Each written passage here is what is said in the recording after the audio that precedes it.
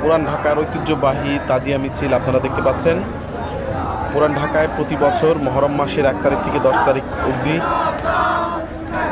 তারিখ অবধি এই মিছিল অনুষ্ঠিত হয়ে থাকে। এটা পুরান ঢাকার দীর্ঘদিন যাবৎ হয়ে আসছে। এখানে সিয়া ধর্মাবলম্বী মানুষ বা যারা সিয়া মতবাদে বিশ্বাসী তারা স্পেশালি এটা করে এবং এটা অনেক জাঁকজমকপূর্ণ হয় এবং অনেক আসলে যদিও সুখ মিছিল জাঁকজমকপূর্ণ বলা ঠিক হবে না, এটা অনেক জৌলুসপূর্ণ দেখা যায় এবং সবসময় এটা পুরান ঢাকায় প্রতি বছর হয়ে থাকে।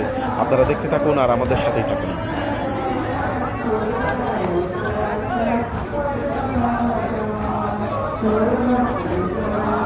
পুরান ঢাকার ঐতিহ্যবাহী তাজিয়া মিছিল, এটা মহরম মাসে অনুষ্ঠিত হয় সবসময়।